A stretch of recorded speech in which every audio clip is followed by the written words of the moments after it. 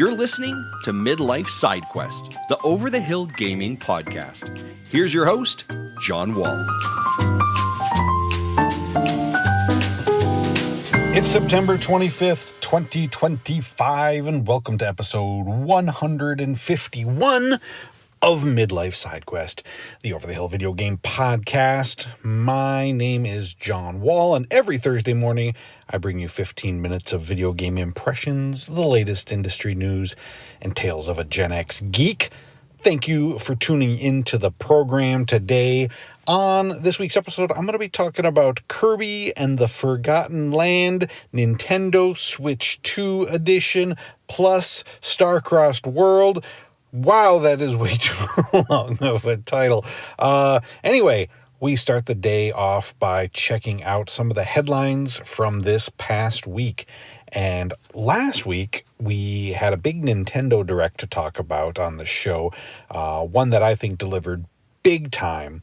And yesterday, it was Sony's turn at bat with a brand new PlayStation State of Play.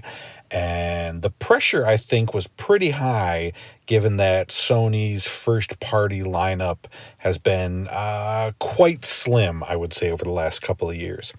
So, did they deliver? It wasn't amazing. Let's just say that. There were some highlights, though. So let's roll through some of the headlines. The creators of Returnal are back with a brand new game called Saros, which puts players on a shape-shifting planet, and it looks like it seems to have a lot to do with the planet's sun. That seems to influence gameplay in a lot of ways. We also got a look at the Battlefield 6 campaign, which arrives very soon on October 10th. And Xbox continues to bring its catalog to PlayStation, and Microsoft Flight Simulator 2024 is next on that list, arriving in December. Now, I just hope that they can get the game working on time, because as I've talked about recently, right now it is a total mess on Xbox. We also got another look at Neo 3 along with a release date. A Deus Ex remaster is coming. They showed some hardware like PlayStation branded speakers and a God of War controller. They made some announcements about PlayStation Plus games coming, and not a whole lot else up until the very end. And before that, one more thing reveal, I would have probably called this a pretty bad state of play, but showing off Wolverine moved it from bad to just mediocre. So we got a decent look at Insomniac's next game. It arrives fall of 2026, and it looks pretty good, I think. It looks super violent, kind of shockingly violent. I mean, I know Wolverine is a violent character, but this was gruesome. The combat looks just brutal. So I'm a little bit torn on how violent it is, but I think it's going to be a lot of fun. The problem is, I just don't feel like the game has a lot of personality, at least what they showed yesterday. And this is the studio of Ratchet and Clank and Sunset Overdrive and Spider-Man. And this just didn't jump off the screen the way some of those other games did. I kind of wonder if they're focusing too much on, it kind of looked like a Naughty Dog presentation where it's like, yeah, hey, look here, we're sticking dots on people's faces and the motion capture and obsessing over tiny graphical details. And I don't know, that just isn't as exciting as it used to be, I think. Every game looks great now. I would much rather that they give us some really cool art design and style. So overall, I think this was a pretty disappointing showing. I'm glad that we saw Wolverine finally, but it really didn't fill me with hope that my PlayStation 5 would be getting any regular use anytime soon.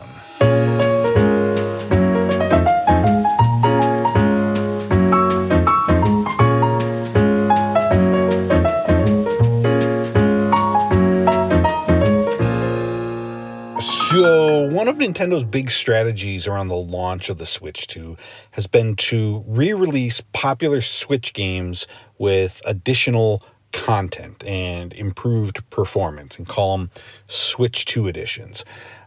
They did this with Breath of the Wild and Tears of the Kingdom, Mario Party Jamboree, and now they've done it with 2022's Kirby and the Forgotten Land.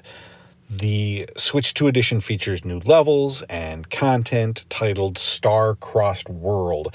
And since I had never gotten around to finishing the first game, or finishing it the first time around, I should say, I slapped down my $20 for the upgrade pack. And let me tell you, this here is one high-quality video game, I think. I don't have a ton of experience with the world of Kirby games, and there's been dozens of Kirby games, it feels like. I did play Rainbow Curse on the Wii U, I think it was, and I thought that one was pretty good. That one was a fun time. So I don't know very much about like the lore surrounding Kirby. I imagine that there are entire wikis devoted to breaking down the complex storylines and characters, but the story of this one is that some giant vortex appears in the sky above Dreamland, and it sucks Kirby and everything else into it, which is ironic because Kirby is used to being the one doing all the sucking and not necessarily getting sucked himself.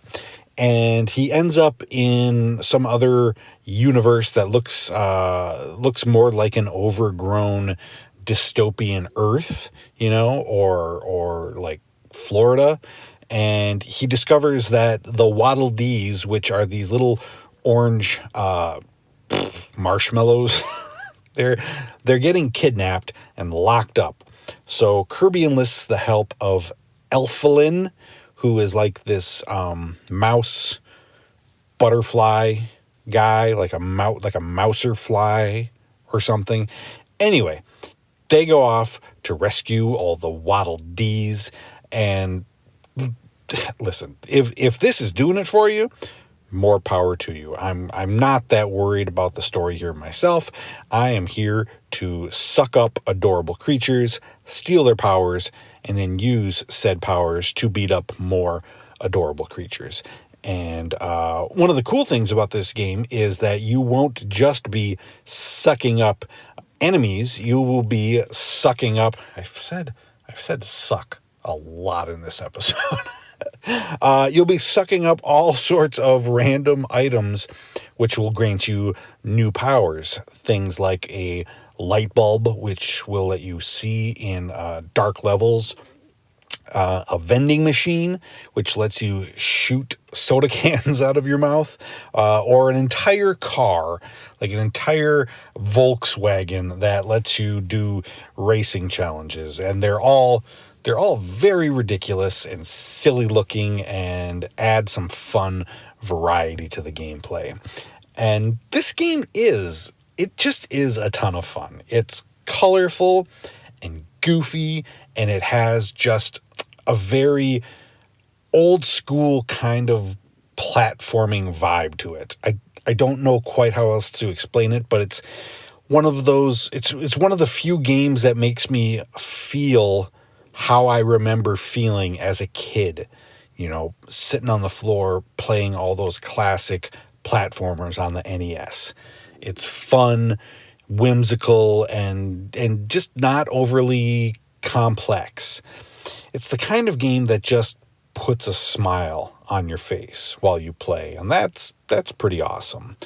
As far as the star-crossed content, which is new to this version, it tells the story of a meteor that crashes and spreads these little things called starries around the world that you have to collect. They've got 12 new worlds, which are kind of... They're like remixes of existing ones. You know, you start out in a level that looks familiar that you've done already, but it quickly swerves into new directions, and they start to feel more like brand new levels. They also throw in some new, they call them mouthful abilities, that I think they make it a package worthy of that $20 upgrade cost if you've played the game before. Now, if you haven't, $80 is quite a steep price if you're picking this up brand new. Man, that something about that $80 tag just kind of hurts when you see it. And while this is a high enough price that it's going to make you flinch, there is a lot to do in this package to get a lot of game for your money.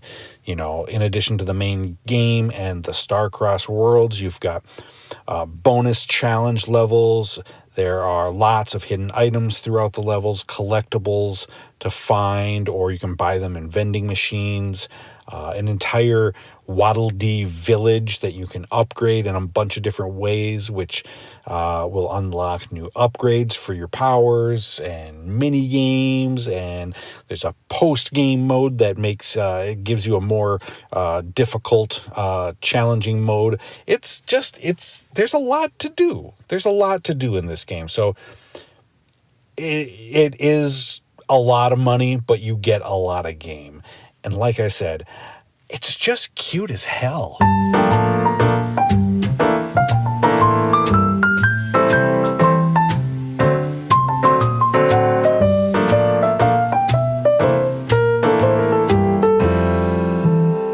Before we go today, pardon me if I take a little bit of time to go on a bit of a detour to end the show.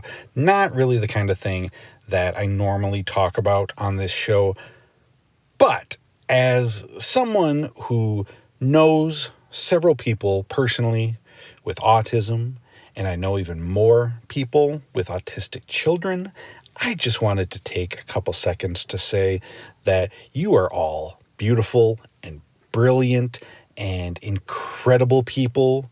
You are not mistakes. You are not flawed. You are wonderful human beings. And no, you or your children did not get autism because of freaking acetaminophen. The people making these claims currently are con artists and frauds. And if you watched that recent press conference, you know that the reason that they're pointing the finger at Tylenol specifically is because they can't even say acetaminophen. Could you find a study that claims that it may cause autism? Of course you can. Studies can say all sorts of things, but the way the scientific method works, it means that one study really doesn't mean anything. You need dozens, if not hundreds of studies before you can make any sort of concrete conclusion or hypothesis or claim. But they don't care about that. They just want to push their agenda with no regard for the people and families with autism. So just follow the science. If you're pregnant, consult your doctor, before using Tylenol. That's what they tell you to do.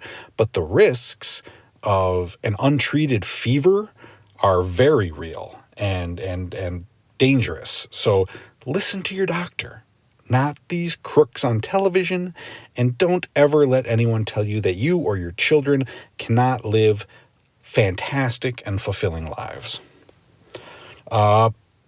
Pivot! Next week kicks off 5 weeks of Halloween-themed episodes of the show.